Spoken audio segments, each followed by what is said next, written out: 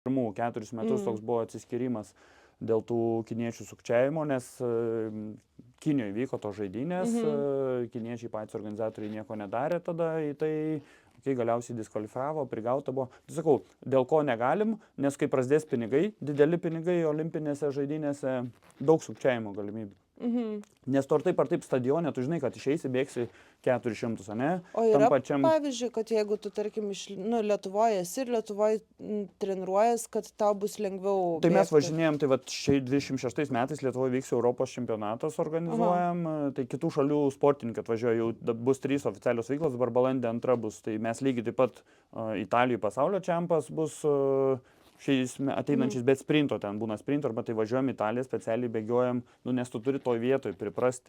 Tai taip, namų sienos mes tam ir organizuojam, nes namų sienos tau aiškiau, ant ko tu bėgi, miškas tau aiškesnis, bet to Lietuvoje yra toks neigiamos formos, mes vadinam, Skandinavijoje nėra. Duobės vadinkim, ten kaip velnio duobė ir ten tada taip ant žemėlapio specialiais simboliais pažymėta. Tai yra namų pranašumas, bet... Tai tu jau matai, tu plius minus gali susidėlioti, kur tu Jo, čia ir tu esi. supranti, kokius tu medžius aplinkui pamatysi. Aš pirmą kartą, kai į Australiją nuskridau bėgti pasaulio jaunimo čempę, tai išbėgu į tą mišką, kengūra, žinai, bėga į mane, tai tu ten tikrai ne apie trasą galvoji, kai kengūrai tave bėga. Ta prasme, ir kengūriukas išlindęs, tik per filmukus buvau matęs tokį vaizdą. Tai taip pat kaip ir į trailą, pirmą kartą į kalną kažkokį nuvarai ten į Alpes, čia iš savo Lietuvos lygumų, atrodo, čia renki tos vertikalius pririnkęs, bet visai kitas. Kad ten reikės 4 lipti tą kalną, Jo, tai nepagalvoji. gruntas dar lygiai tas pats, nes tarkim pas mus akmenų nėra, tai Skandinavijoje važiuojam treniruotis, kad priprastų ten čiurnos, taip toliau panašiai. Tai tokie visi tie dalykai. Mes jau čia įrašinėjom. Man čia kaip Jeftokui įrašysiu ir kalbėsi, ką nors. Gerai, tai sveiki visi. Šiandieną su jumis sveikinasi Jonė ir Wild Souls podcastas. Tai šiandien kalbinam Vilių Aleliūną, orientavimąsi sporto Lietuvoje guru, laimėjusi daug ir visokių apdovanojimų, gal papasakosi pats. Šiaip bendruomenės aktyvų narį. Tai labas, Viliau. Sveiki, sveiki. Malonu, kad pakvietėt. Malonu, kad sutikai dalyvauti. Tai norėčiau gal pradėti iš viso nuo pat pradžių, tai nuo tavo atėjimo į sportą. Tai mes jau čia nemažai aptarėm apie orientavimąsi sportą Lietuvoje, bet gal apie tave daugiau. Kaip atradai šitą sportą, gal prieš tai kitų sportų buvo? Tai kaip ir kiekvienas vaikas vaikystėje buvo būrelių labiau negu sportų, tai sportas tai gal buvo futbolo treniruotės tokios daugiau ir ilgiau truko su tėčiu karate užsiėmimus, vaikystėje eidavom į meną, buvau pasinešęs, dramos būrelį lankiau 5-6 klasėje ir po to esu tą istoriją tikrai ne vieną kartą pasakojęs, 6 klasėje, tai čia buvo 99 metai, į lietuvių kalbos pamoką atėjo mano vienintelis dabartinis treneris Algirdas Šalkauskas, pakvietė, tada kaip eidavo į pamokas, kviesdavo lankyti orientavimosi sportą. Nelabai ką buvau girdėjęs, tėvų draugų vaikai lankė, kažkiek buvau žinojau. O čia veiksmas vyko Panevėžy? Vilniuj? Ne, aš iš Panevėžy gimęs, iki 18 metų Panevėžy užaugau, po to Vilnių studijavau, tada Šiauliuose gyvenau 5 metus ir dabar jau 10 metų gal vėl Vilniui. Tai pusę klasės nuėjo vaikinų, kitą dieną atėjo pasakojo, aš nenuėjau, kitą dieną atėjo pasakojo, kaip faina, žaidėm futbolą, linksma, gerą. Ir kitą dieną aš irgi nuėjau. Pirmus 3 mėnesius slėpiau nuo tėvų, kad lankau tas treniruotės, nes mes po pietų mokydavomės, į treniruotės eidom iš ryto, kadangi mokykloje daug tų vaikų buvo. Ir pirmos varžybos mano buvo Danijoje ir kai jau reikėjo važiuoti tas varžybas, tada jau tėvams sakau, aš čia lankau tokį orientavimosi sportą ir reikia man važiuoti. Tėvai išleido, nuo tada ir likau jame. Kuo sužavėjo, tai sportas gamtoj pagrindė. Tai nuo vaikystės senelis mus daug į gamtą veždavos, tai tas ir prilipo. Ir kiek čia jau nuo 99 dabar, taip nemažai, 27 metai šitame sporte. Tai gyvenimo būdas. O kas buvo sudėtingiau iš tikrųjų pats tas sportas, bėgimas, nes vis tiek kaip ir bėgimas ir orientavimasis yra 2 dalykai. Ar juos sujungti yra sudėtinga, ar visgi kažkaip natūraliai gaunasi? Tai orientavimo sportas nėra tik bėgimas. Orientavimo sportas turi 4 disciplinas iš tikrųjų. Tai yra orientavimo sportas bėgte, nauja ganėtinai disciplina dviračiais, slidėmis ir yra takais. Takais tai nėra tai, kad bekelės bėgimas, tai yra labiau pritaikyta mažiau judantiems žmonėms ir ten ypatingai neįgaliesiam, ten su vežimėliais gali dalyvauti ir taip toliau panašiai. Tai tikrai platus sportas įtraukiantis labai daug žmonių. Suderinti sunkiausiai yra greitį ir sugebėti orientuotis. Nes tu gali ištreniruoti savo fizinės savybės, bet kuomet tu bėgi pulsų 5 zonui 190 ir daugiau, tu turi sugebėti visą laiką galvoti. Tu negali lėkti kaip akis išdegęs, nes tu turi žinoti žemėlapyje, kur tu esi. Tai man tikrai nesisekė iš pat pradžių, mano ten prasidėjo rezultatai gal 16-17 metų, tai pirmus 5 metus daugiau pažinimas, bandymas atrasti, supratimas, bet kuomet tu išmoksti derinti savo tą greitį, varijuoti greičiu, kartais ant takų paspaudi, greičiau pabėgi, tam tikrose prieš kontrolinius punktus vietose nusimeti greitį, tai tą reikia labiausiai išmokti derinti, o tada jau viskas kaip per sviestą. O pats tas žemėlapių skaitimas būna atskirai, mokotės iš pradžių ar lygiagrečiai? Jo, tai kai aš pradėjau lankyti orientavimo sportą, mums viena diena būdavo teorija, mes vadindavom, kuomet klasėje sėdim ir sprendžiame įvairias užduotis, mokome ženklus, situaciją, žiūrim. Šiais laikais jau yra geriau, daugiau technologijų, tada vyksta daugiau analizės, po trasų analizės bėgam vis tiek su GPS-ais, tada gali matyti, kur tiksliai bėgom, su treneriu diskutuoti, kodėl bėgom čia, koks kelias geresnis, kuris greitesnis, taip toliau panašiai. Bet taip, reikia mokytis, geriausia mokytis, aišku, per praktiką, per analizę, tai dabar tikrai yra daugiau galimybių, bet ir tais 2000-aisiais mes tą darėm, viena diena būdavo tam skirta ir be to orientavimosi sporte niekur, nes tu gali bėgti bet kaip greitai, bet jeigu tu nemoki, nesupranti, nieko. Bet čia toks išmokstamas labiau dalykas, ar yra, kad, tarkim, yra žmonių, kurie niekada ten labai greitai ir nebėgs, tiesiog fiziologiškai neduota. Yra žmonių, kuriem neduota skaityti žemėlapį. Manau, kad yra žmonių, kuriem neduota susiorientuoti, nes ir mūsų bendruomeniai tikrai yra žmonių, kurie 40-50 metų to užsiminėja, bet vis dar daro klaidas. Tai nėra, kad tu kiekvieną kontrolinį punktą pasiklysti, bet tai nėra toks smooth orientavimasis. Gali būti, kad tai neduota, nes tau tiesiog erdvės suvokimas kartais, nes čia labai svarbu suprasti erdvę, įsivaizduoti, tu matai žemėlapyje nupieštus simbolius ir tu turi suprasti, ką tu turi pamatyti realybėje. Bet per daug praktikos, kaip sakiau, man iš pradžių irgi nesisekė. Bet kuomet pradėjom važinėti į Skandinaviją, pagrindę Švediją, ten kaip ir orientavimo sporto gimtinė, semiesi praktikos ir dabar jau su tuo kaip ir didelių problemų nėra. Tai įmanoma išmokti, gal ne visiems, bet įmanoma. Kitas mitas, nežinau ar mitas, kad moteris sunkiau gaudosi erdvėje. Ar žinodamas savo sportą ir turėdamas tam patirties, ar tikrai moterim yra sunkiau, ar yra... Čia moterų reikėtų klausti, man sunku pasakyti. Bet tai vis tiek būna kažkokie komandiniai vyras ir moteris, ar čia jau Rogainingas tik tai? Ne, tai yra komandinės, yra ir pasaulio čempionate mikso estafetės, kuomet bėgam 2 vyrai, 2 merginos, yra būtent moterų komandos, orientavimosi sporte, kas yra labai smagu. Lyčių lygybė praktiškai identiška. Ta prasme, mes kuomet važiuojam kaip Lietuvos rinktinė, 50-50 būna dažniausiai. Lygiai taip pat federacijoje mes turim valdymo organuose 50-50. Tikrai daug merginų, moterų užsiiminėja orientavimosi sportu. Ar sudėtingiau jom orientuotis? Negaliu palyginti, nes man kaip ir sunku. Vienintelė blogybė, kad tai nėra labai madingas, kaip ne tai, kad madingas, bet labai dažnai būna subraižytos rankos, mėlynės akyse ir taip toliau panašiai. Tai kartais moterim ar merginom tas ne visai patinka, nes ten mes į pelkę kokią nors įkrenti, į dilgėlės įkrenti, po mišką bėgi, ten vorai visokie ir taip toliau panašiai. Bet kas liečia orientavimąsi, pačią techniką, kaip klausei, tai pažįstu tikrai nemažą kiekį merginų, kurios labai gerai orientuojas, tikrai geriau už mane iš principo. Ir nematau tame problemų, ar vyras, ar moteris. Mitas. Gerai. Kitas dalykas, dėl priemonių, ar nuo to laiko, kai tu pradėjai sportuoti šitą sportą, ar pasikeitė kažkaip technologijos, ar vis tiek su tais žemėlapiukais lakstot, ar jau yra kažkokie, nežinau, planšetės, ekranėliai? Niekada nepasikeis šito vietoj, bėgam su pagrindinis įrankis yra žemėlapis, sportinis žemėlapis, tai lapas ant specialiais simboliais nubraižytas vietovės vaizdas žemėlapyje, tie simboliai yra tarptautinius standartus atitinka ir kompasas. Tai nuo to laiko pasikeitė kompasai, jie šiek tiek patobulėjo, pagerėjo, palengvėjo, pamažėjo. Tai kas iš tikrųjų pasikeitė, tai pasižymėjimo priemonės, bet iš principo ta pasižymėjimo priemonė, tai mums įveikiant trasą nieko tai nekeičia. Čia labiau apie tai, kad sportas taptų labiau žiūrovinis, kad į televizijos transliaciją greičiau duomenys pereitų ir taip toliau panašiai. Mes patys kaip sportininkai tai tiesiog turim žemėlapį ir kompasą, tai mūsų du pagrindiniai įrankiai, kalbant apie bėgtę.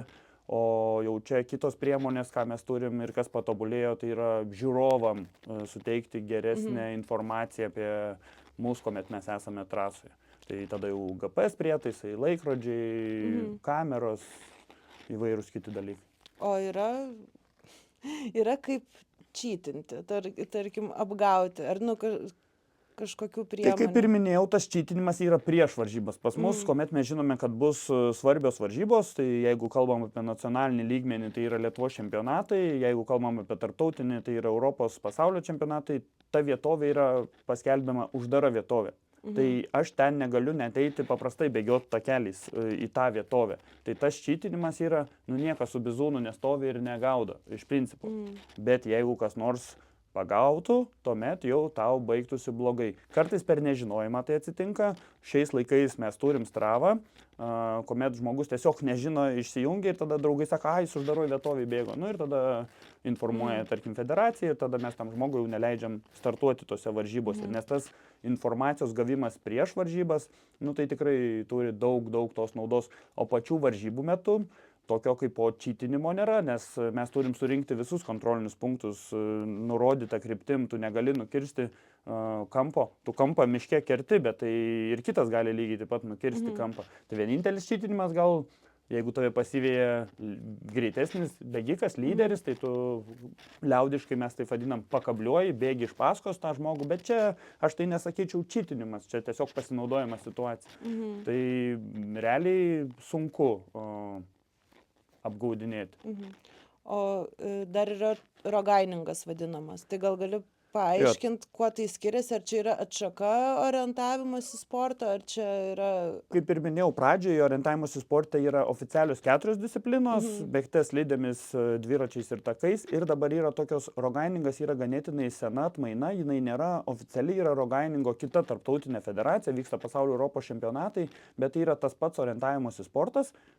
Tik komandinis dažniausiai. Mes čia Lietuvoje arba kitur daro kartais tokius komercinius renginius, kuomet ir po vieną leidžiama.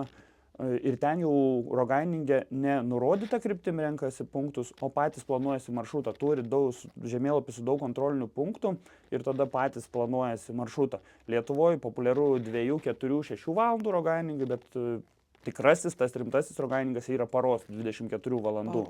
Tiek, kad mes jau Lietuvoje jo nedarom, Latvija yra rogainingė stipresni.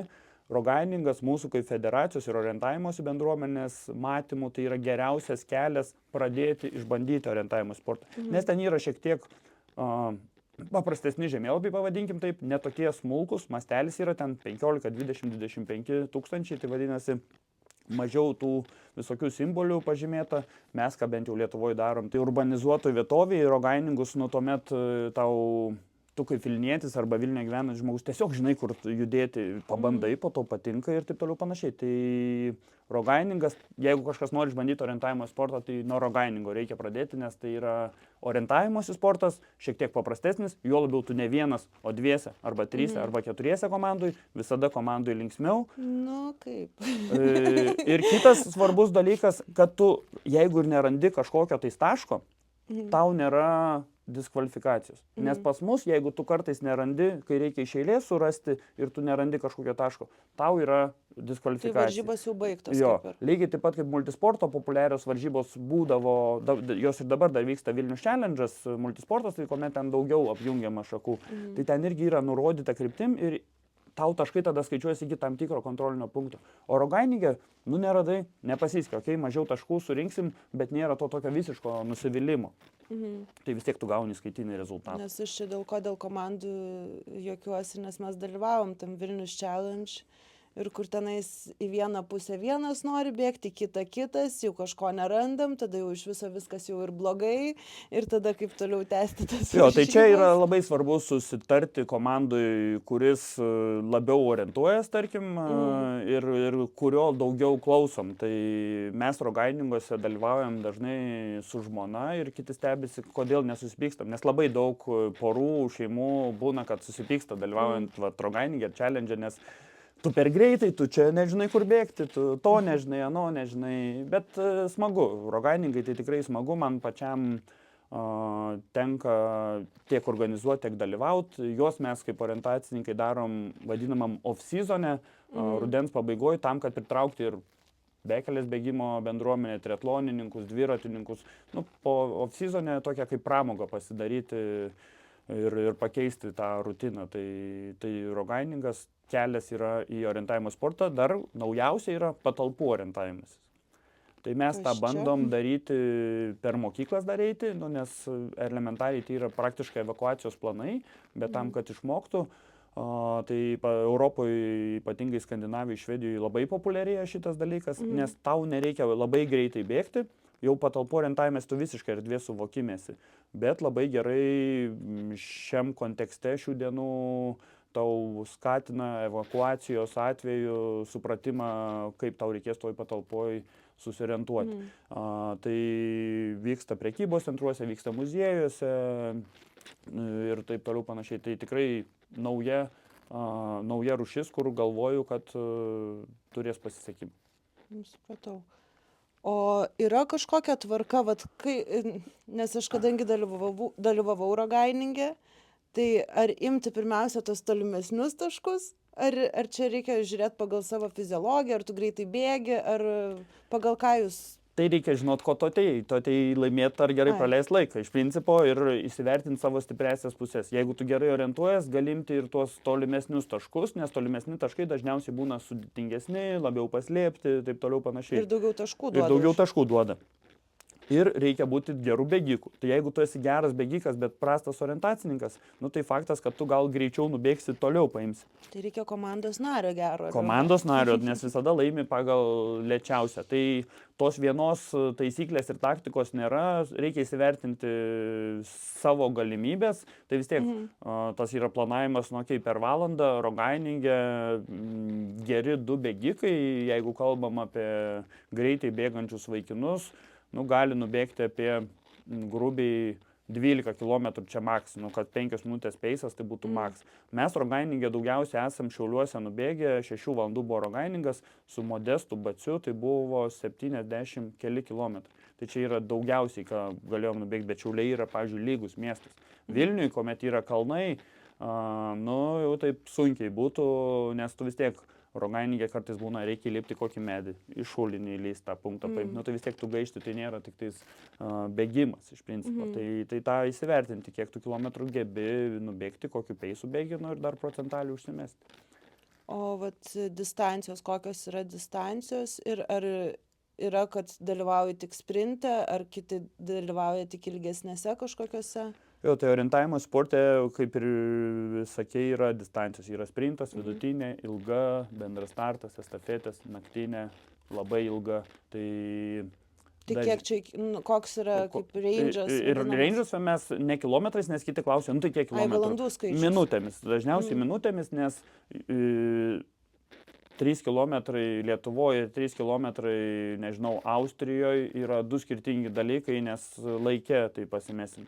Tai sprintas yra nuo 12 iki 15 minučių, vidutinė yra nuo 30 iki 35, ilga yra 88-92 minutės, grubiai 1,5 valandos, labai ilga yra 2,5 valandos, tas bendras startas vadinamas yra valanda, estafetės yra irgi 30-35 minutės. Tai va tokios tos distancijos. Naktinė yra apie 50 minučių grubiai pavadinkim. Taip, jeigu taip oficialias distancijas žiūrint, tarptautinius standartus atitinkančias. Aš asmeniškai tai ir sprinte, ir ilgesnėse distancijose stengiuosi dalyvauti ir nėra tos tokio specifinio pasiruošimo, tiek, kad jau su metais tai sprinte vis sunkiau, nu, nes tau reikia greitesnių skaidulų, jaunimas ten duoda į kaulus, jau nėra taip su jais lengva pasivaržyti, bet tikrai yra žmonių, kurie specializuojasi.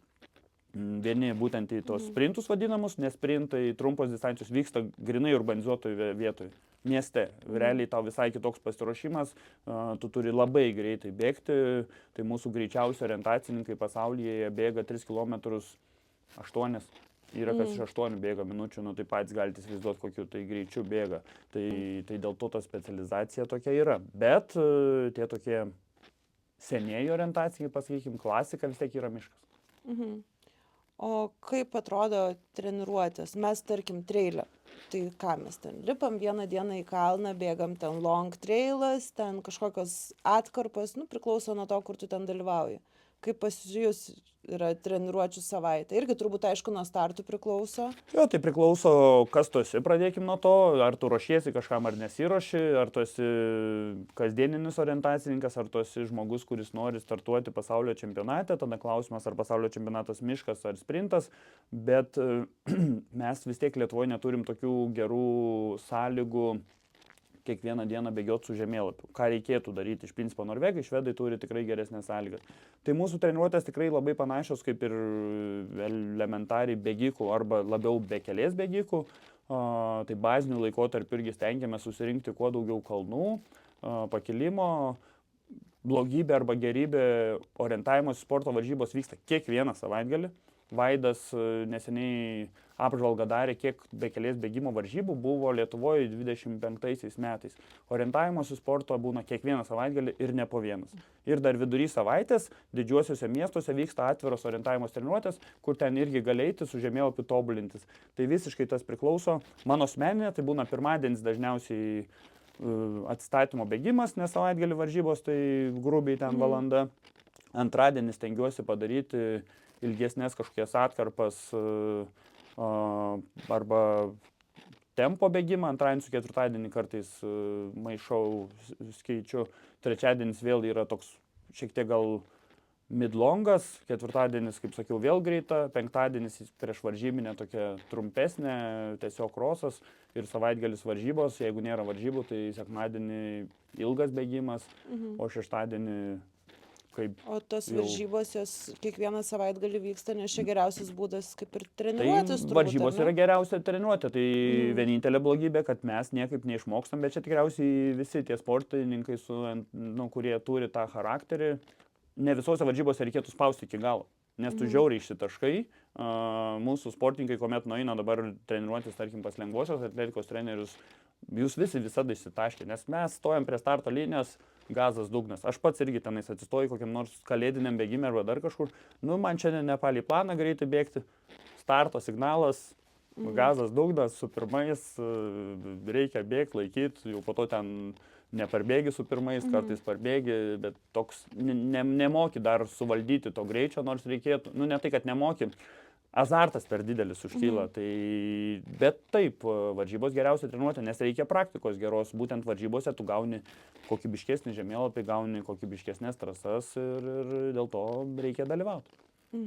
O koks tavo, ar esi dalyvavęs treilo varžybose, ar turi kažkokį ryšį su treilo bendruomenė? Tai manau, kad turiu didelį ryšį su treilo bendruomenė.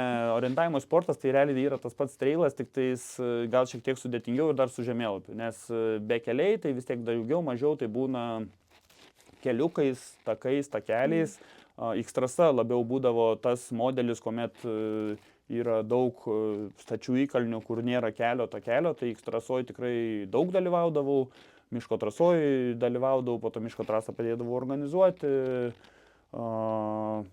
Vilniaus taką darėm kartu su Vilniaus miesto savivaldybė. Nesu dar dalyvavęs varžybose, nes tik vienos vyko, kurias pats organizavau. Tai gal šiais metais dalyvausi? Teks vėl ruošti trasas, tai nedalyvausiu, bet esu jį apibėgęs.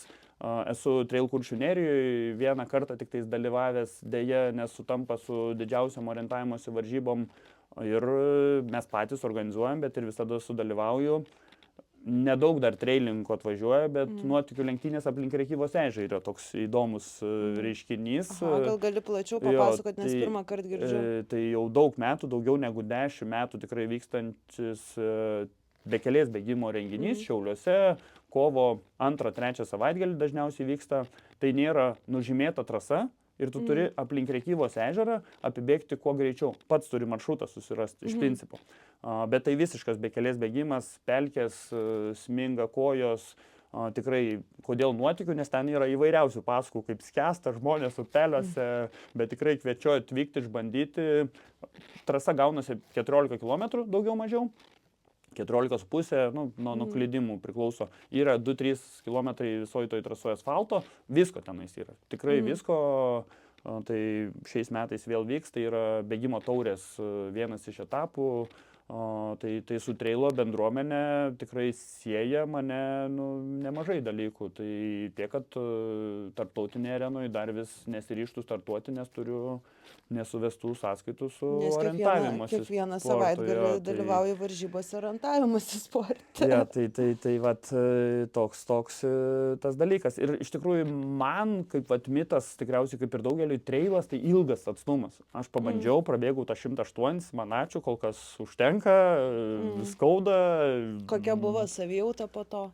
Kadangi aš tą dariau savo gimtadienio dieną, atsikėliau... Bet čia tu Vilniaus šitą apibėgai? Jo, Vilniaus apibėgau, 10 valandų, ten 30 minučių grubiai trukau. Tai ganėtinai greitai, žinant, kad ten sukilimo turbūt virš 2. Jo, tai nebuvo, kad labai super duper greitai. Mano rekordas dabar krito, pasakykime, rekordas per Vilniaus treilo varžybas. Bet, gali atsilošti dabar. Tai galiu, tai mintis kirba, tikrai tą darysiu kažkada. Mano brolis dabar labai smarkiai pasinešęs į bekelės bėgimą, bandė šiek tiek daugiau gal vadinkim to asfaltinio bėgimo, bet suprato, kad treilas žymiai smagiau. Tai kaip tik jam 40 metų jubiliejaus progą padovanojau Kroatijoje, dabar bėgs Istrijoje. Su manim. Jo, tai tik mama ne visai buvo patenkinta šitą dovaną. O kokią distanciją? Aš tiksliai antrą nuo dydžio, tai neatsimenu, kiek yra 100, kiek antra distancija. Tai yra 69, 100 man rodos ir tada jau tas 100 šiam. Jo, ne tai 100, nes 100 šiam dar vis tiek brolis, aš ta prasme ne priešas, tai reikia užjausti. Tai... Bet ten turėtų būti pagal Lietuvos toksai visai lietuviško tipažo bėgimas iš tikrųjų. Jo, mane Istrijos organizatoriai daug metų kviečia, nes mes susibičiuliavom, jie yra Kompresporto distributoriai Kroatijoje, tai daug metų kviečia tenais atvykti, išbandyti, sudalyvauti, atsigerti alaus, bet kaip sakiau, aš tikrai į treilą ateisiu, man dar trūksta 2 kartus atstovauti Lietuvai pasaulio čempionatuose orientavimuose sporte, aš sieksiu rekordą, būsiu daugiausiai lietuvis startavęs pasaulio čempionatų ir tada jau užsiminėsim smagia veikla, tiek treilo bėgimuose, tiek gal didžiuosius maratonus norėčiau įveikti, asfaltinius. Tuos gal kur per 7 dienas 7 maratonus ar ten per kiek? Ne, tai 7 mūsų orientaciniai, jeigu ką Roma Puišienė įveikė, būtent 25 metų pabaigoje, klausiau jos įspūdžių vakarėlyje, sukirbėjo mintis. Bet tai vienas dalykas, kad labai brangu, o antras dalykas, kad gal įdomiau yra kur nors. Tai... Ir turbūt, jeigu žinai, gali pasiekti kažkokį gan neblogą rezultatą, o tenais, tiesiog, kad įveiksi. Jo, tai mano pirmas orientavimuose bus dar vis tiek su maratonu, turiu nesuvestų sąskaitų, turiu daug lažybų su įvairiais žmonėm dėl to, kad man reikia tą maratoną išbėgti iš tų 2,5 valandų, bent jau blogiausiu atveju reikia aplenkti Dominiką Pacauską, tai mano toks yra tikslas, kuris mane motyvuoja šiai dienai judėti ir sportuoti. Bet į bekelės bėgimą tikrai ateisiu, nes grįšiu, tikrai Trail Kuršių Nerijoje smagu būtų dalyvauti, bet kaip ir minėjau, nes Trail Kuršių Nerija dažniausiai vyksta per mano gimtadienį. Tai irgi galėčiau lygiai taip pat įprasminti. Be to, kaip ir orientavimosi sportas, taip ir trail bėgimai yra tai, kad tu kiekvieną kartą gauni skirtingą nuotykį. Dėl Nu, ko taip. tas ir žavi, kad tu kiekvieną kartą atrandi ir patiri. Nes, tarkim, jeigu stadione bėgi, nu daugiau mažiau tas pats. Maratono distancijos, ten Berlyno maratonas, didėjai maratonai, nu, distancija praktiškai Labiau toks nesikeičia. mechaniškas Jo. stebėjimas rodiklių, valgymas ir Jo, tai vat tokie planai. ar ne? bijokit bekelės bėgimo bendruomenę, nes orientacininkai tikrai nėra patys silpniausi Tai Vaidas va jau bėgikai. sėdi, pergyvena. Jo, tai su Vaidu esam jau varžėsi ne kartą, bet kuo daugiau tos konkurencijos, tuo smagiau tikrai, nes ir daug orientacininkų ir dabar yra Lietuvos bekelės bėgimo rinktinė ir jaunimas lygiai taip pat. Mes va į pasaulį dabar važiavom, tai realiai visas jaunimėlis tai buvo iš orientavimosi sporto. Taip, visas jaunimas. Jo, tai ir pasaulį, kalbant apie 25 metų pasaulio čempionatą bekelės, aišku, čia klasikinė distancija, nes tai orientacininkai neina į tą super duper ilgas distancijas, bet orientacininkė Tuve Aleksanderson, jinai laimėjo tą klasikinę distanciją ir jinai per vienus metus laimėjo 3 pasaulio čempionatus skirtingus orientavimosi sporto, bekelės bėgimo ir ski mountaineeringo.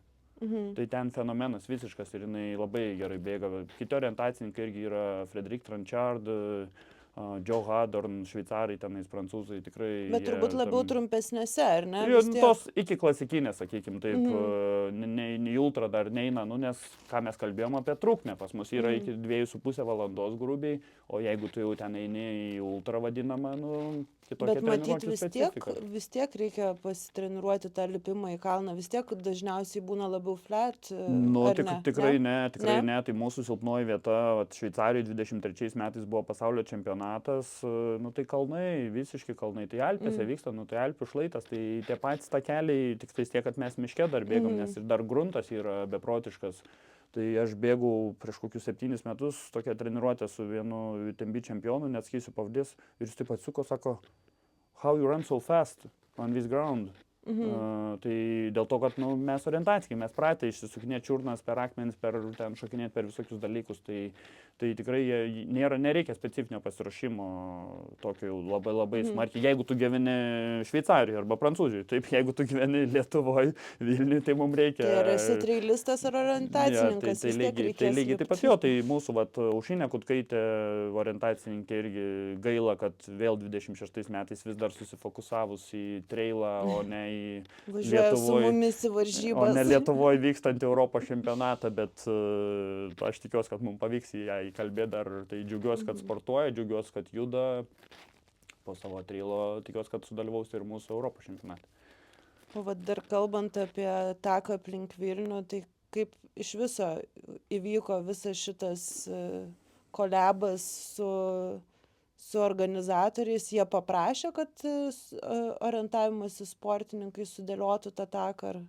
Jeigu kalbant apie atsiradimą, kadangi čia ne politinė laida, čia vienam interviu pasakiau, kad meras tuometinis idėją tą iškėlė, tai sakė, negalim taip sakyti, tai čia kadangi galima, tai sėdėjom bėgimo atstovai tam 18 ar 19 aukšte įvairių klubų, bendruomenių ir Vaidas Žlabys kartu ten su mumis sėdėjo, daug tų buvo žmonių ir ta idėja tokia buvo, kad padaryti kažkokią tai trasą bekelės bėgimo treniruotėm, entuziastam, taip toliau panašiai. Ir tada po tų ir ilgų diskusijų mūsų liko mažesnė grupelė, tai likom 3, Modestas Bacys, aš ir Tomas Budvytis, kurie smarkiai prisidėjom prie to projekto, tuometis Remigijaus Šimašiaus patarėjas Albertas Lakštauskas labiausiai stūmė šitą projektą, jis pats bėgikas, bėgioja, žaslių bėgimą organizuoja ir taip darėm. Aišku, galiausiai iš tų 3 mūsų irgi likau vienas, nes tas projektas užtruko 3 ar 4 metus, kuomet mes daėjom iki finalinės stadijos ir meras prieš pabaigą kadencijos jau norėjo. Kadangi orientacininkai vis tiek prieš kokius 7 metus bekelės bėgimas dar nebuvo taip išpopuliarėjęs Lietuvoje. Tai orientavimosi sportas jau skaičiuoja 67 metus Lietuvoje, tai vis tiek ta kultūra, bendruomenė jau yra senai susikūrusi ir bekelės bėgimo į kalnų bėgimas, tai seniau vadindavosi, iš tikrųjų yra vykę Lietuvos čempionatai, tai ir dalyvaudavo, bet būtent orientackiai dažniausiai dalyvaudavo. Svajūnas Ambrazas yra važiavęs ne vieną šitą. Tai dėl ko orientackiai liko, jie geriausiai moka ir supranta žemėlapius, nes kad paruošti tą trasą, taką, tai reikia žemėlapio, reikia analizuoti, žiūrėti, dėlioti. Tai man patiko ir turim dabar, tikrai galvoju, kad smagi iniciatyva Vilniaus mieste, galim parodyti, koks jis yra žalias, koks jis yra kalvotas. Bekelės bėgikų bendruomeniai gal jau yra atsibodę iš tikrųjų jisai, bet manau, kad... Bet žinai, išsirenki segmentą, kurį nori bėgti. Vis tiek eina viskas ratu. Realiai, ar tu ten Karoliniškėse nori bėgti, ar tu nori tenais Markučiuose bėgti, Burbiškėse. Jo, tai aš galvoju, kad tikrai geras, pradedantiesiam geras, gal tiem jau, kurie ruošiasi pasaulio čempionatui, ne taip. Ir tas pats... Man tai, žinok, buvo, aš ten jau nuo 48, aš 70 bėgau. Tai jau prakeikiau ir kas sudarė tą planą. Tai šiek tiek dar vis tiek, dabar vis bandom dar patobulinti, kad atsirastų tam tikrų perėjų, tai yra tie niuansai, nes mes konsultavomės, kuomet Vilniaus trailo varžybas praėjusiais metais organizavom su Gediminu Grinium, ką daryti, šviesoforai, ką daryti, bet yra tokios sankryžos, kad tiesiog tu negali išjungti, nes vis tiek Liepkalnio ten ta vieta niekaip nėra šansų, aš ieškau kokį nors dar ten šulinių, Geležinio Vilko pavyko atrasti tą šulinį, ne šulinį vamzdį, kur įmanoma praleisti, ten sakė Gediminas, kad tokių būna variantų. Aišku, Azijos šalyse stato tiltus didžiulius, bet tai tą tiltą pastatyti 10 000 eurų kainuoja, tai mums biudžetas neleidžia. Kauno maratone pastatėm tiltą praeisiais metais, tai gavau daug velnių nuo bėgikų, kad kas čia per tiltai. Tai galvoju, kad turi potencialą šitos varžybos, nes į Vilnių atvykti vis tiek yra vis lengviau ir lengviau. Vilnius geras miestas, sostinė, tai aš asmeniškai dar nesu matęs nei vienoje Europos sostiniai tokių gerų galimybių atskirdai į viešbutį, iš viešbučio. Ir šiaip, kad realiai, kiek tam procentaliai gaunasi miško per visą tą taką aplink Vilnių.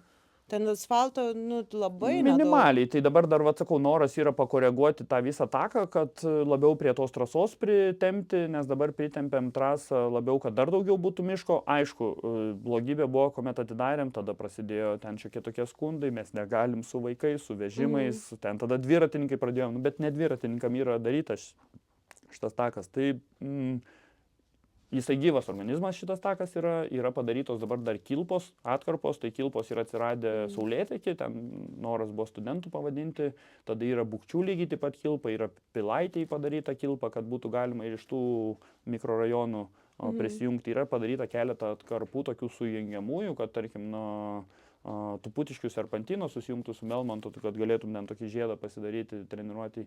Tai jisai augantis organizmas, šiais metais, manau, dar išgirsit naujienų, nes dabar Active Vilnius būtent čia prieš šventes klausia, ką darom, kaip čia sujungti tuos takus, taip toliau panašiai. Man ko norėtųsi, tai man norėtųsi tiesiog geros mobiliosios aplikacijos arba gerai pateiktos informacijos vienoje vietoje, kas liečia tuos tokius takus ar bekelės bėgimo maršrutus Vilniuje.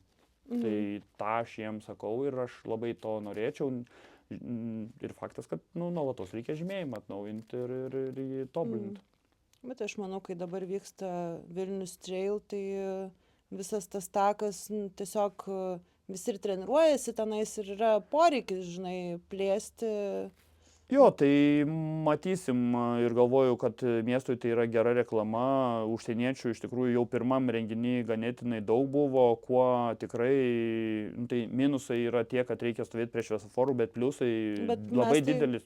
Prie vieno gal šviesoforo, gal tai pavyko, kad 3 šviesoforai šiaip buvo trasoje. Tai matyt, aš ten bet ką stengiamės padaryti, nes Gedimino Griniaus, kuomet konsultavimas buvo ta, kad paskutiniam 10 km, kad nebūtų šviesoforų, nes jis yra pralaimėjęs kažkokias varžybas, nes tu būni atsiplėšęs ir tau reikia stovėti, tarkim, 2 minutės ir tu gali pralaimėti. Tai čia Vilniuje šviesoforai dar yra, sakykime, taip pirmam ketvirtadalį, jeigu kalbam apie ilgiausią distanciją, tai dar tokie jie ganėtinai švelnus, mintis dar yra gal padaryti maitinėlės ten prie tų šviesoforų, kad bent kažkokią prasme gautų, kol tu lauki, galėtum pasipildyti vandeniu. Bet ir užsienį yra, pavyzdžiui, mes dabar, kai Aigerį dalyvavom Šveicarijoje, tai ten visi stovėjom ten 8 gal minutes laukiam, kol traukinys pravažiuos. Jo, tai būna tokių, sakau, ko noriu, bet ką norėjau pabaigti, tai Vilniaus Trailas pavyko organizatoriam įsikalbinti tikrai, kas liečia piniginius prizus. Tai ilgiausios trasos, tiek vyrai, tiek moteris, solidžius pinigus gali gauti. Tai manau, kad čia reikėtų tik geriau pareklamuoti, tikrai galėtumėm ir stiprių užsieniečių prisitraukti, nes ne visur yra tokie prizai. Tikrai aš irgi norėčiau pagirti, nes kaip pati dalyvė, tai tikrai organizacinių, kaip čia, klausimai visi, tai aš tikrai jaučiausi kaip, nežinau, kaip profesionali sportininkė tenai tikrai ir kaip žmonės ten ir savanoriai rūpinasi ir panašiai. Tai tikrai varžybos vienos tokios kaip iš pavyzdinių. Tai man vis tiek smagu kaip tam organizatoriui įvairių varžybų, kad Lietuvoje mes jau turim vis tiek, tai Trail Kuršių nerija čia yra, negali sakyti klasika, bet super renginys iš principo. Faktas, kad Kuršių nerijai tu darai, ką nori. Seniau būdavo Nidos pusmaratonis, jis superinis renginys, daug pritraukdavo dalyvių, tiesiog stebuklinga, turim gamtos kampelį Lietuvoje, bet Arvydas tikrai pasistengė su visais šitais dalykais.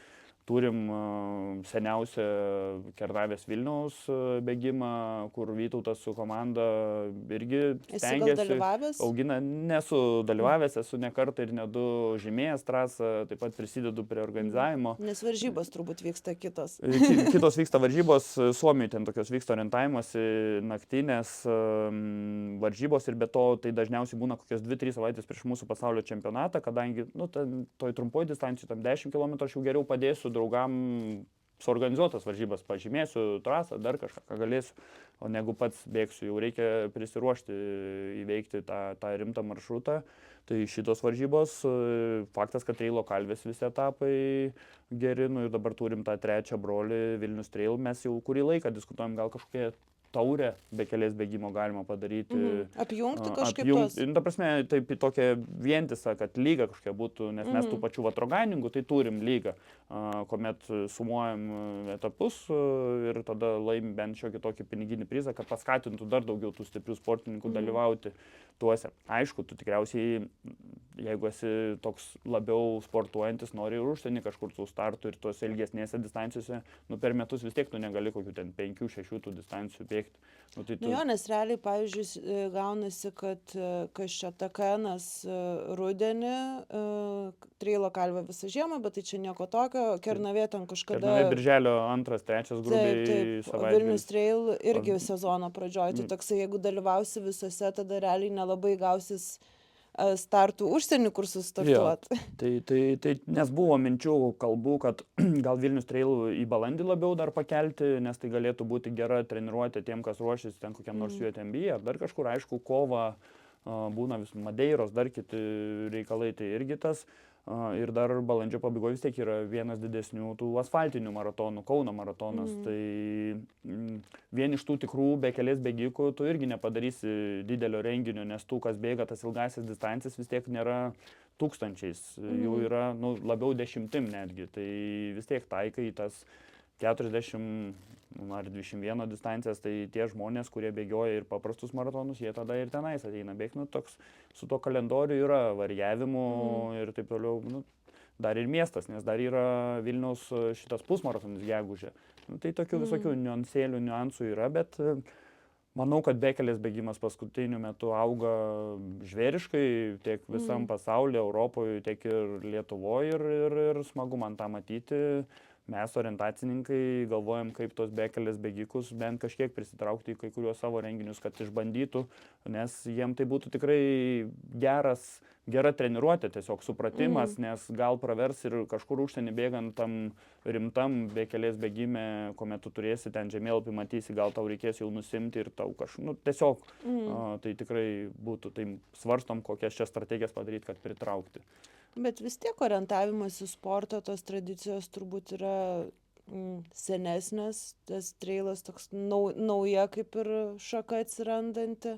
Ar pastebiu kažkokius, nežinau, tendencijas, kur dar yra progreso augti, kažkokių Tai orientavimo sportas smarkiai sudėtingesnis. Treilė, tai ką, tu užsimeti batus, užsimeti rūbas, kažkokius aprangą, eini ir bėgi. Orientavimo sporte tu turi suprasti, ką ten daryti su tuo žemėlapiu, nes tiesiog... Kaip paprastam žmogui, tarkim man, aš tikrai labai prastai orientuojuosi, aš noriu išmokti. Ar yra kažkokių treniruočių tokiem neprofesionalam, kažkokiem naujokam? Tai vyksta tos, kaip minėjau, atviros orientavimo treniruotės, ten jos tokios mini varžybėlės, didžiuosiuose miestuose dažniausiai ketvirtadieniais, antradieniais, trečiadieniais, priklauso, kur Vilniuje tai vyksta antradienis, trečiadienis, ketvirtadienis. Tai tenais būna ir instruktoriai, kurie gali pagelbėti, pamokyti, papasakoti. Tikriausiai nuo to geriausiai ir pradėti iš principo. Tai, ką ir norėjau papasakot, mes dabar norim padaryti tokius labiau video pamokėlės bent jau ir tada suaugusiems žmonėm, kaip daryti tas pamokas, instruktorius turėti, nes, tarkim, bekelės bėgikai samdosi trenerius, ne? Dažnu atveju planas, taip toliau panašiai. Lygiai taip pat paprasti bėgikai. Orientavimuose sporte suaugę žmonės nėra dar to įvaldę. Jie samdosi fizinio parengtumo treneriai, iš principo kažkokį, tai kaip čia geriau man formą pasidaryti, taip toliau panašiai. Bet kas liečia orientavimos technikos trenerio, tokio kaip ir nėra. Ir nėra paklausos, nėra pasiūlos. Gal pirma pasiūla turėtų būti, bet dažniausiai dėsniai yra, kad paklausa atsiranda, tada pasiūla tik tais būna. Tai toksai sudėtingas. Tai nėra lengva išmokti, bet jeigu ką, kontaktą turi, rašyk, aš pats su mielu noru žmonėm, kurie kreipiasi, papasakoju, pamokau, prabėgau trasą, galim daryti ir bendruomenėm kažkokius tais mokymus. Aišku, mes labiau dirbam su mokyklom, į mokyklą einam, pasakojam tokiam vyresniem, suaugusiam, kol kas šito kaip ir nedarom. Manau, kad mūsų bendruomenė gal ir susidomėjimo sulauktų tokios kaip ir pamokos turbūt. Tai kitas dalykas, esi kaip ir orientavimosi sporto federacijos narys, ar ne? Orientavimosi sporto federacijos vykdantysis direktorius. Jeigu tas klausimas. Ką tai reiškia? Ką tu turi daryti kaip orientavimosi sporto atstovas? Tai mane bendruomenė vadina tiesiog direktorium. Tai direktorium toks, kad viską, nuo A iki Z. Iš tikrųjų, tai yra tokia situacija, kad turiu daryti viską nuo A iki Z. Pradėjau federacijų dirbti 18 metais. Iki 25 metų visą laiką dirbau vienas. Kaip realiai samdomas darbuotojas, nuo praeitų metų turim sporto direktorę. Tai dabar ta sportinė dalis labiau nugulė į sporto direktorių. Ką reiškia viską daryti? Tai reiškia viską daryti. Ieškoti pinigų, teikti paraiškas, teikti ataskaitas, išrašinėti sąskaitas. Čia yra ta popierinė dalis. Ruošti įvairių renginių nuostatus, derinti su organizatoriais, taip toliau panašiai. Rinktinių išvykos, nakvynės, kelionės, atrankos tvarkos, šitie dalykai. Komunikacija, socialiniai tinklai, puslapio pildymas, prižiūrėjimas, varžybų kalendorius derinimas. Viskas. Inventorių turim federaciją, įsigijus daug inventorius, kurį duodam varžybų rengėjams, savo klubam, prižiūrėti tą inventorių, sandėliuot, sukraut, paruošt, nuvežt, užsakyt. Ar sudėtinga tokiam kaip orientavimosi sportui, kai yra ta lengvosios atletikos visa ten federacija ir panašiai, vis tiek toks labiau nišinis sportas turbūt? Tai nesudėtinga dėl to, kad orientavimo sportas tai yra gyvenimo būdas ir pas mus daug savanorystės. Pas mus labai gerai išvystyta klubinė kultūra, jinai galėtų būti dar geriau išvystyta, bet pas mus varžybas rengia klubai, bendruomenės, nėra didelių pinigų, todėl žmonės nežiūri vieni kitus kaip į priešus. Mes labai draugiški, aš labai džiaugiuosi tuo, nes tokios bendruomenės turėtų pavydėti visi. Tai todėl man nėra taip sunku organizuoti ir daryti tos dalykus. Aišku, dabar turim problematikos su treneriais, vadinkim taip, nes vis dar mes gyvenam toj sovietiniai sporto mokyklų sistemoje, nors noras būtų į klubinę sistemą perėti, kaip yra Skandinavijoje, pas mus tik tais yra tada jau kelios sporto gimnazijos, tai čia yra sunkumas, kaip išspręsti šitą problemą, nes dabar trenerių gali dirbti tik tais oficialiai pabaigę aukštąjį mokslą žmonės, tai čia tikrai turim problemą, iššūkių, kol kas nesiseka to išspręsti, tų trenerių amžius yra ganėtinai jau vyresnis, tai vat vienintelė ta problema, o daugiau. Mūsų federacija, sakyčiau, viena pavyzdingiausių, kaip vykdo veiklą, kur tikrai stringam ir kur norėčiau patobulėti ateinančiais metais, tai yra komunikacijoj, nes dabar viską darau pats vienas. Įvairius postai, maketai, naujienlaiškiai, taip toliau panašiai, reikia profesionalų būti, kad tą darytum, o ne mėgėjiškai tą daryti. Tai va čia reikėtų ūgtelt, kaip tik nuo kitos mėnesio pradėsim ir savo tinklalaidę išmoko orientuotis, tikriausiai pavadinimas bus, tai jau judam tą linkmę, nes tai man gal pačiam... papasakok, kas ten bus per tinklalaidę? Kol kas dar yra čia toks projektas, aš pats joje kaip ir nedalyvausiu, turiu 2 vedėjus ir tada bus kaip ir 3 svečias, ten dėliojasi konceptą, nes kodėl, aš tai senai norėjau, nes aš pats sportuodamas, mes visi sportuodami dažniausiai klausom, arba tinklalaidės, arba audio knygos, muzika kartais priklauso nuo to. Tai matau, kad tai galėtų būti kelias orientavimo sporto populiarinimui, nes jų daug tinklalaidžių, bet nišinių mes neketinam iš to uždirbinėti, mes investuosim labiau, kad šviesti žmonės apie orientavimą sportą. Edukacija kažkokia tai bus tokių keletą temų. Viena, kad mokysim, supažindinsim, po to aptarsim labiau aktualijas naujienas vienoje dalyje, trečia kaip ir dalis bus su svečiu kažkokiu tais aktualiu. Toks yra matymas ir žiūrėsim, kaip čia gausis, nes būtent 26 metais Lietuvoje pirmą kartą vyks Europos orientavimo sporto bėgte čempionatas, tai yra didžiausias toksai rimtas renginys, kuriam rengiamės. O kuriam regione vyks? Druskininkai Lazdijai. Tenais vyko, čia buvo mano kaip ir svajonė, nes ta mano rimta karjera sportininko prasidėjo 2006 metais, vyko pasaulio jaunimo čempionatas Lietuvoje, būtent Druskininkuose. Mes tenai su komanda užėmėm 5. vietą stafetės varžybose ir dabar bus lygiai 20 metų praėję nuo tų varžybų ir mes grįžtame į tos pačius miškus. Nemaža dalis sportininkų yra tie patys, jie tada buvo jaunimo 19 metų, dabar jau jiem yra 39, karjeros pabaiga. Aš pats norėčiau pabaigti karjerą, tenais tiek, kad aš kadangi esu varžybų direktorius, iniciatorius, organizatorius, tai negalėsiu sudalyvauti, bet tai yra mano kaip ir svajonė, ta duoklė orientavimo sportui ir būtent rugsėjo 21-27 dienomis turėsim ten didelį renginį, kuriam dabar ir intensyviai ruošiame su visa bendruomenė orientavimo sporto ir jis toks bus pirmą kartą Lietuvoje, yra buvęs pasaulio taurės etapas, yra buvę Europos bei pasaulio čempionatai su dviračiais, bet kad liečia bėgte, tas pagrindinė orientavimo sporto šaka, tai dar to nėra buvę.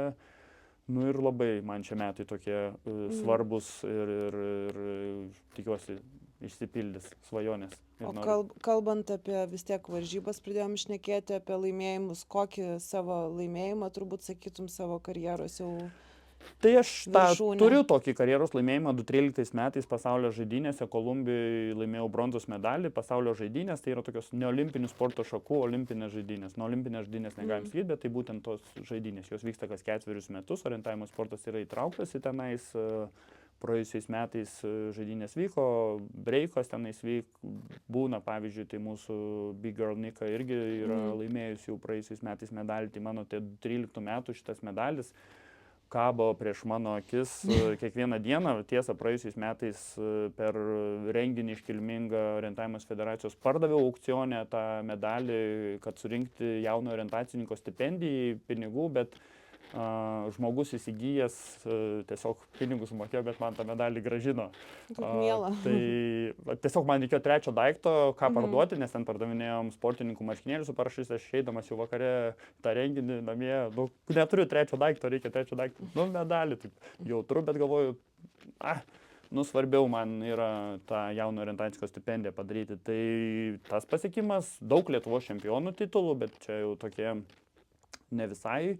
Pasaulio čempionate 2011 metais kartu su Jonu Vytautu Gvildžiu ir Simonu Krėpšta estafetėje esam iškovoję irgi 6 vietą. Tai tokių 6 vietų Lietuvos istorijoje yra tik 3 kartai. Tai tikrai rimtas pasiekimas ir kadangi esu karys savanoris nuo 2007 metų, tai pasaulio kariškių žaidynėse esam iškovoję bronzos medalį ir pasaulio kariškių čempionatuose esam dar irgi laimėję tų apdovanojimų. Bet būtent prieš tai paminėtas Kolumbijos žaidynių medalis, tai nes asmeniniai rungtyniai vienas lietuvis nėra laimėjęs. O buvo kažkokių, tokių kaip tikėjaisi? Visiškai nesitikėjau, ten toksai gavas, bet O buvo... jautei, kad važiuoji labai geros formos? Nejaučiu visiškai nieko, bet buvo labai karšta ir labai drėgna. Aš esu tas žmogus, kur pernešu karštį ir tai man padėjo, bet to buvo...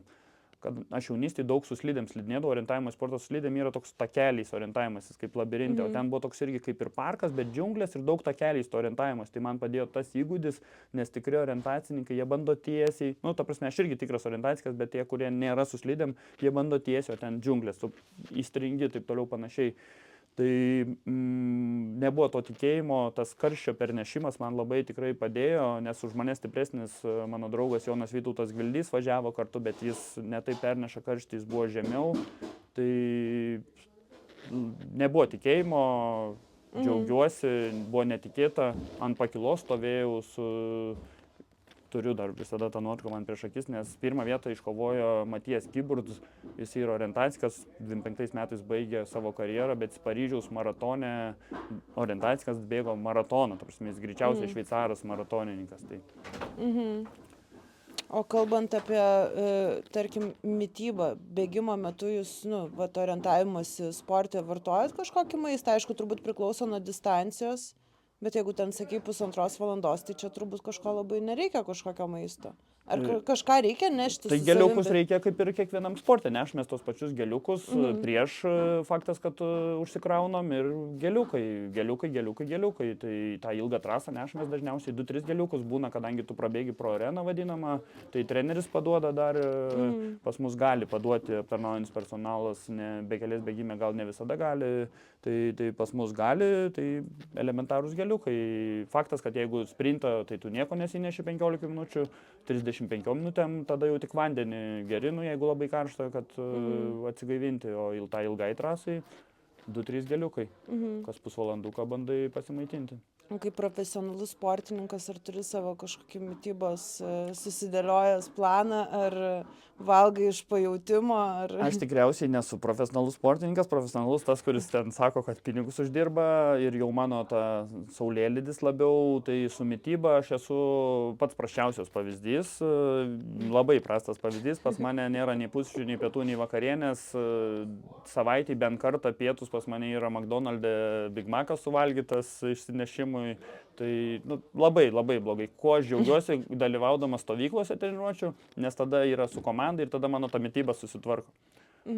Tai man čia reikia pasispausti, aš tikrai savo potencialo neišnaudojau viso ir po šiai dienai neišnaudoju, nes tikiu ir žinau, kad ta mityba tikrai padėtų pasiekti geresnio rezultato, bet man jau 38 metai, aš jau netaip lengva pasikeisti, tai be to daug veiklų, daug darbų, tu ne visada spėjai pavalgyti, kažką prigrebi, kažką pasidarai, tai toks dalykas, į ką tikrai vertėtų atkreipti dėmesį. Faktas, kad prieš varžybas stengiasi vis tiek, jau kai tu važiuoji pasaulio čempionato, tada tu jau apsitvarkai tą mitybą, aš kalbu apie tą kasdieninę tokią mitybą.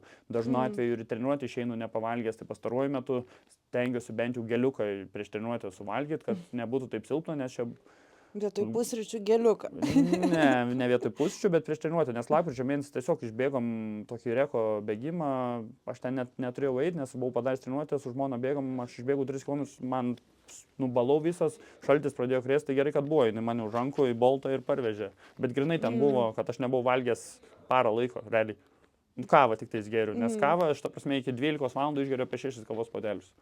Tai šitoj vietoj turbūt nereikėtų mūsų klausytojams laidos vadovautis tavo mitybos principais. Ja, tikrai ne, ta prasme, tai dar pats blogiausias pavyzdys, tą žino mūsų orientacininkai, tie jaunesni, su kuo esu rinktiniai, kad Coca-Cola, ten sneakeriai, kava ir visi kiti dalykai, ko pas sportininką normaliai, neskau, kad negali Coca-Cola gerti, bet neturėtų būti, reikėtų prisižiūrėti mitybą. Žinai, gal priklauso ir nuo to, koks tas kilometražas yra, kartais tiesiog normaliu to maistu, tu kiek turi valgyti, kad surinktum, jeigu tu ten bėgi po 100-120 km per savaitę.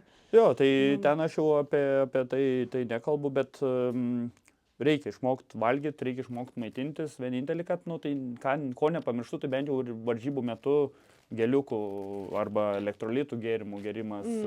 Man labai patinka Ar turi prieš startą. kažkokią sistemą, kiek ten gramų? Nu, Ne, aš gramų kol kas Kol nebėgi ultros. nežiūriu, kol nebėgu ultros, bet to aš esu tas toks nesu gykas detalėse, nes lygiai taip pat aš vis norėčiau pradėti treniruotis pagal laktatą. Vis dar noriu, mano paskutinė toks noras, bet po to galvoju, aš treniruojuosi 26 metus be laktato.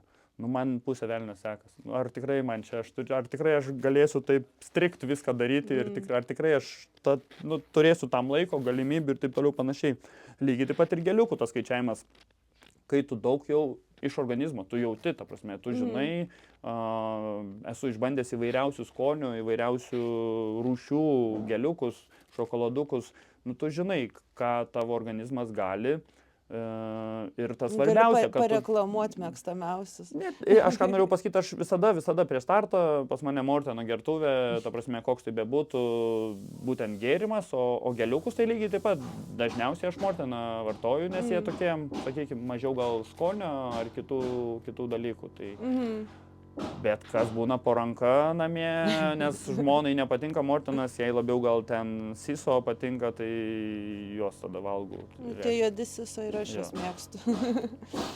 Ir gal pabaigai tada šiek tiek apie jaunimą, vis tiek viskas prasideda nuo jaunimo, tai turbūt norėtum ir kad ateitų daugiau ir tavo sportą, tų vaikų. Ar turit kaip kviečiat, einat į mokyklas, kur vaikai gali pradėti lankyti? Tai mes turim tą pasidarę strategiją 10 metų N34, 2 metus su federacijos prezidiumu dirbom ties to projektu, tikrai platus reikalas, bet trūksta, sakykime, to žmogiškojo resurso, bet labiau gal teisės aktų valstybėje, kada galėtų būti oficialumas. Nes mano matymu geriausia būtų, kad tai vyktų per klubinę sistemą, bet tiem klubam reikėtų iš kažko išsilaikyti, vis tiek gyventi, bent kažkokį tais užmokestį mokėti tam treneriui, kuomet mes turim tik projektinį finansavimą, tuomet jis nėra ilgalaikis, nėra tvarus, tai šitą visą vietą reikėtų pakeisti, nes dabar tai vaikai gali ar ten jaunimas ateiti sporto mokyklą, sporto centras, ne? Bet tenais tada jau treneris nuo pat pradžių jį pušina rezultatui, kas nėra gerai. Vaikas dar neišmoko taisyklingai bėgti, jisai nemoka, neturi pagrindinių įgūdžių, nėra išsivystęs gal iki galo, o jį jau spaudžia rezultatų, nes treneriui nuo to priklauso atlyginimas. Tai aš labai tikiuosi, kad tas pasikeis aktyviai ir sporto politikoje veikiu, sakykime, taip domiuosi, bandau perduoti tas kitas visas praktikas Švedijos, sakykime, Skandinavijos. Ir manau, kad kadangi ta, aš kaip vadinu, vidurinioji klasė, ne tai, kad klasė vidurinio amžiaus žmonės ten nuo 25 iki 45 labai smarkiai pradėjo judėti pastaruoju metu, džiaugiasi širdis, bėga, slysta, važiuoja dviračiais ir jų vaikai dabar jau nebesėdės ant sofų, o tiesiog judės. Tai yra geros tiek Wild Soul jaunimo iniciatyva, tiek Fulgazo akademija, tokie klubiniai projektai, kurie bėgime yra, pas mus orientavimas į sportą lygiai taip pat. Yra klubai, kurie pritraukinėja tuos vaikus. Norėtųsi visada, kad daugiau jų būtų. Tai dar kur reikia smarkiai dirbti, tai būtent mokyklos, nes mokykloje ir šeimoje yra ugdomi vaiko įpročiai ir labai tikiuosi, kad netolimoje ateityje tos mokyklos fizinio lavinimo pamokos pasikeis į gerą.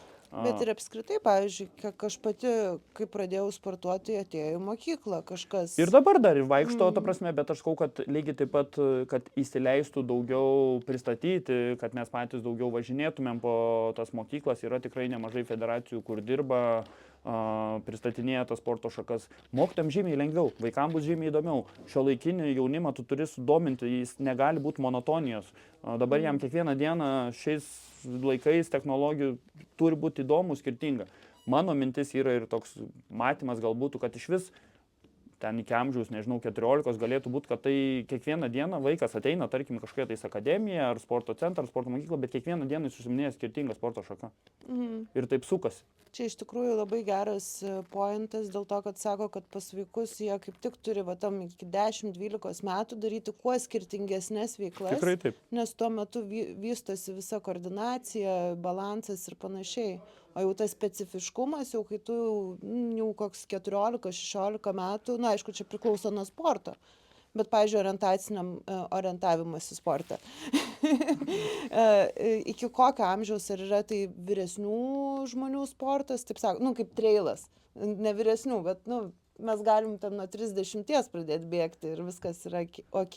Tai gali, orientavimo sporte gali pradėti drąsiai ir vyresnis, tai vienas mūsų stipriausių orientacininkų Nerijus Šulčys, tai berods irgi pradėjo ganėtinai vėlai, 17-16 gal metų, bet galima pradėti vėlai, nes net nepriema orientavimo treniruotės mažesnių, jaunesnių negu 10 metų grubiai.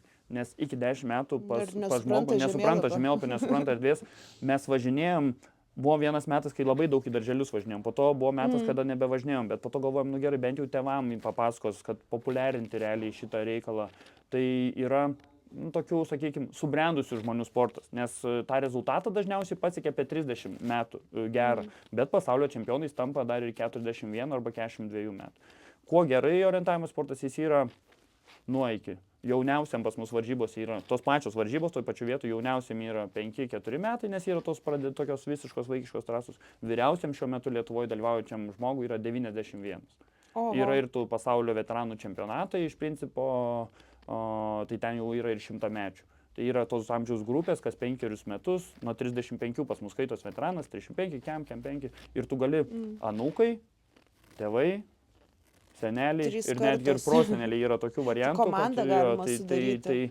Tai dažniausiai ir būna tėvų svajonė bent jau su savo sūnum padaryti komandą tenais, nes pas mus ta komanda 3 žmonės, tai vat tikrai orientavimas sportas yra toks amžiuje geras, kaip ir bekelės bėgimas realiai taip pat. Nu, bet aš ir norėjau sakyti, kad toks reziumė, tai jeigu pergyvenat dėl amžiaus, tai iki 40 į orientavimas į sportą, o po to, jeigu ką, visada į trailą. Jo, tai aš pats irgi buvo 40 į bekelės bėgimą, trailą ir tada jau drebinsim, kad visi šitie, kur pas mus dabar stipriausi, pradėtų daugiau treniruotis reikia. Tai ačiū tau, Viliau, už pokalbį. Žinoma. Jo, iš tikrųjų, tai ką aš tokį pastebėjau, kad jūs gavot pagal mane nacionalinės agentūros apdovanojimus kelis metus už kaip pavyzdinę federaciją. Gerojo valdymo principų ten taikymas daugiau mačiau iš... Man atrodo, šiaip tas trailas orientacinis labai gimininga tokia sporto šaka, ką jūs apkalbėjot, šiaip žiauriai viskas įdomu. Ir sakyčiau, mes federacijai, savo federacijai lengvosios atletikos, tokia trailas yra kaip tokia penkta koja šuns, realiai. Mes tokie esam labiau jiems lengvosios atletikos federacijai krosas yra aktualiau, senesnė sporto šaka, o tas trailas jisai visai tokia, bekelės bėgimas visai tokia. Ir kažkada galvoju, kad visai būtų smagu, kad rodant, kadangi jūsų ta federacija yra tikrai taip, produktyvi ir gerai ir labai šona gražiai atrodanti, kažkaip norėjosi net pasiūlyti, kad jūs priimtume trailą po savo visų. Negalėtumėm, nes tarptautinė federacija yra čia dėl tarptautiniškumo, tai teoriškai kaip ir galėtumėm čia nacionalinių lygmenių, bet iš to lygiai taip pat nei mūsų federacija negautų jokio finansavimo iš valstybės realiai. Tai labai sunku būtų irgi gerai įlieti tą visą. Toksai, kad taip visai, kadangi čia tokia, nes panašumų turi panašiai, bet tai gal kažką tais galėtum, kaip mūsų tokia gal bendruomenė, arba kaip mums tokia kaip ir pasidalinti kažką tokio iš savo tos gerosios valdymo praktikos, nes mes, matai, tokie esam pakankamai jauni ir mes šiek tiek gal straglinam ir jeigu mes nedarytumėm gal kažkokių, ir manašu, kad nedarom ir nedarysim dar artimiausiu metu kažkokių konkretesnių, gal kažkokių tokių veiksmų, mes didelė tikimybė, kad mūsų atsilikimas nuo kitų valstybių vis didės realiai.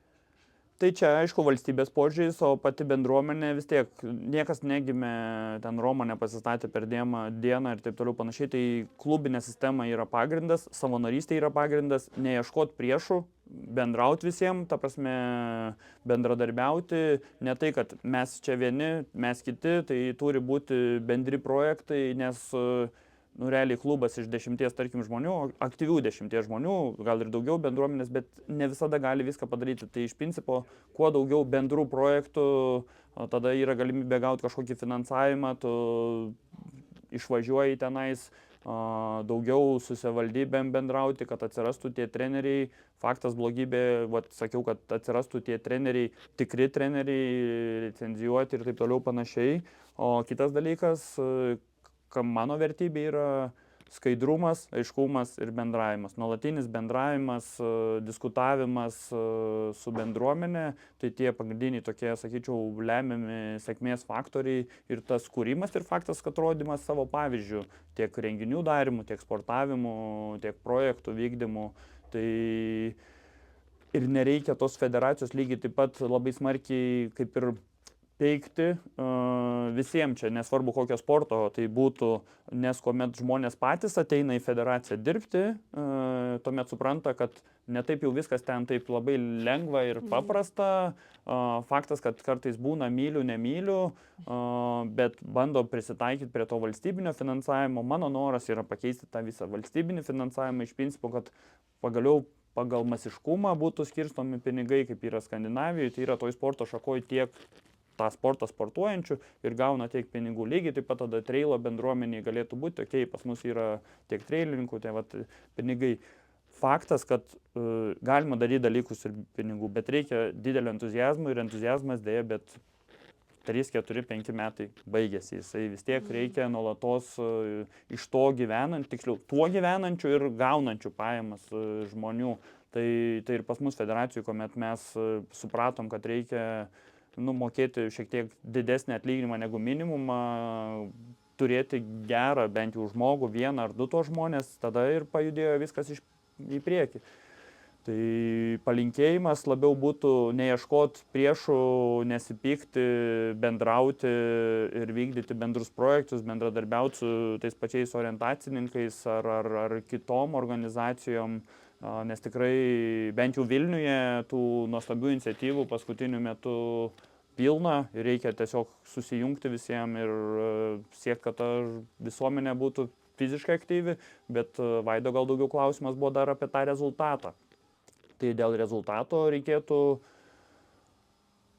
tikriausiai klubo to ar organizacijos turėti aiškę viziją, strategiją, kad mes norim ruošti tuos stipriausius. Bet blogybė, aš galiu pasakyti, ta, kad mes gamtinėse sąlygose vis tiek gyvenam ne visai palankiose, kur kiekvieną dieną išėjęs prancūzas, šveicaras, jisai tiesiog, tai jam yra namų duona surinks vieną vertikalų kilometrą. O kita blogybė, kad tą jauną žmogų, vis tiek bekelės bėgimas, treilo bėgimas, tas pats orientavimasis, jis nėra toks labai patrauklus sportas, reikia įdėti daug laiko, valandų darbo ir tas rezultatas pasimato tik po kurio laiko. Jaunimui dėja, čia ir dabar reikia to dalyko, ne? Ten futbolą žaidžia, įmušė įvartį, pasidžiaugs, krepšinį žaidžia, įmetė, pasidžiaugs.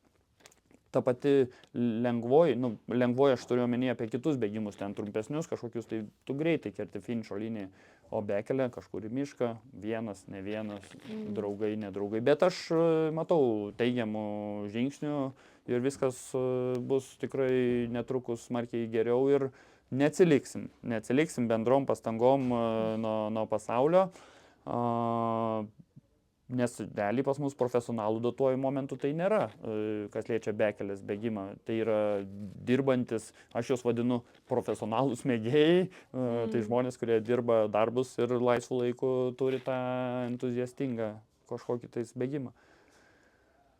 Gal pabaigai kažką linksmo ir tokio feilo iš varžybų? Papasakok savo didžiausią nesėkmę. Didžiausia nesėkmė. Tai tos nesėkmės yra dažniausiai liūdnos, kuomet tu... Tai nesėkmės yra dažnu atveju, kuomet tu pasiklysti ir yra fili komanda. Tai tokia nesėkmė, kur tikrai psichologiškai labai sunku... Ar pas jūs sporte yra tas, kad kaltinimas kažkoks, kad ten tu kaltas, kad... Tu pats save kaltini. Tavęs nieks nekaltina, iš principo, tu pats save kaltini. Tai mano pirmam pasaulio čempionate, 2008 metais Čekijoje, aš bėgau pirmą etapą. Ir pralašiau ten 5 minutės, viskas, tu pirmame etape pralašiau 5 minutės, baigta. Ir tau ten man ašaros upelys, manęs nieks nekaltina, aš debiutantas, ta prasme, bet ten tu nori nežinau ką padaryti. Dabar aš jau su tuo beveik susitaikau, nors šiais metais pasaulio čempionatas, pirmas etapas, 15 kartą startuoju, į patį pirmą punktą padariau vaikišką, bet labai didelę klaidą ir ten apvyliau komandą. Bet savo viduje aš apvyliau komandą. Ir labai sunku susitaikyti psichologiškai, bet kai tu jau tame reikale daug metų, tai susitaikai. O toks, gal ne feilas, tai būna tos įdomios labiau pas mus istorijos, tų istorijų tikrai yra daug, bet jos pagrindė tuomet, kad bėgi per pelkę ar šoki per upelį ir iki kaklo. Ir tu tiesiog yra buvę, kad įkritau telšiuose, vyko varžybose, pelkė ir aš negaliu pajudėti, ta prasme.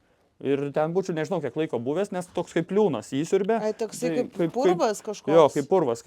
Purvas, ta pelkė, liūnas, tai gerai, kad bėgo pro šalį, kažkas pašūkė, tai už rankos padavė ir ištraukė. Bet čia aš buvau suaugęs, man ten, nežinau, 25-26 metai buvo, kuomet vaikas buvau, lygiai tuose pačiuose telšiuose, 14 metų, per kupstus tokius šokinėjau, nes upelis, vanduo, ten nėra klausimų, apibėginė tiesiai visada leki. Ir nuslydo nuo kupsto ir virš galvos. Aš ne koks plaukikas, dėl to į triatloną neinu.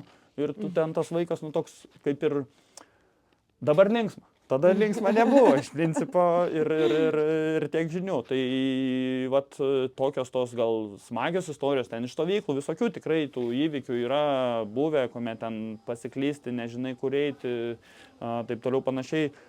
Tai yra nuolatinis nuotykis. Nes pas mus ir šūkis yra, mes kai darėm rebrandingą federacijos,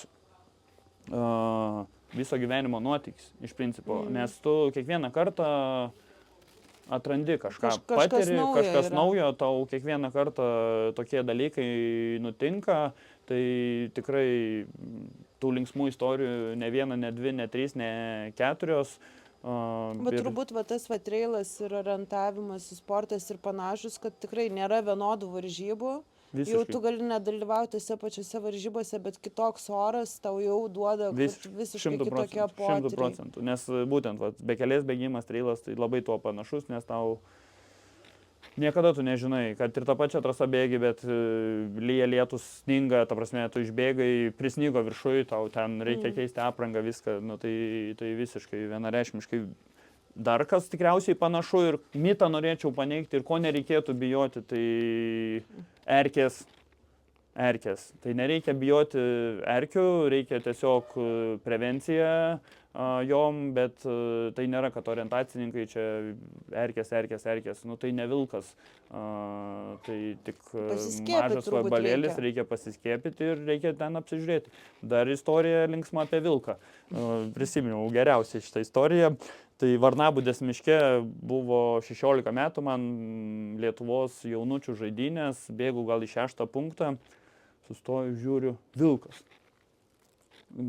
Aš galvoju, kad ten vilkas, ta prasme, akis kaip toksai visas, aš į kojas tiesiai į finišą, net nebaigiau tos trasos. Aišku, ten buvo šuo tiesiog iš kaimo gretimo atbėgęs, bet man ten vilkas ir ten visiškai širdis kalatojas. Kodėl aš bėgu ten nuo jo, tai jis mane vytis galėjo, būtų ten sudraskęs, nežinau. Gyvūnų dažnai orientacininkai sutinka įvairiausių. Aišku, tenais šernas dažniausias gyvūnas, stirnos, tokie dalykai. Tai 25 metais turėjom tokį ir visai, ne visai smagų atsitikimą, kuomet per Lietuvos čempionatą naktį pas mes bėgom su lempom, tai stirnų būrys kovo mėnesis nutrenkė žmogų ir su kanopa į galvą pataikė, tai visa laimė, kad žmogus bėgo, kitas irgi pamatė, tai suteikė pagalbą, viskas gerai tenais, aišku, skilo čia akidobė, taip toliau panašiai, bet tokių įvykių būna, tai ne visai smagus, bet jo, bet čia tas turbūt ir svarbiausias momentas visam šitam sporte, nes jis toks kaip ir pavojingas, iš tikrųjų, visokių tų situacijų būna, jos ir įdomios, ir linksmos, bet iš esmės tai turbūt neprabėkim, padėkim vieni kitiem ir ištieskim pagalbos ranką prieš tą stirnų būrį. Jo, tai nėra jisai pavojingas, jisai yra linksmas, geras, visapusiškas. Jeigu nenorit, kad jūsų vaikas būtų olimpinis čempionas, tai veskit vaikus į orientavimosi sportą, nes lavinsit ir galvą, ir kūną. Realiai tokių sportų praktiškai daugiau kaip ir nėra. Super, ačiū tau. Ačiū jums.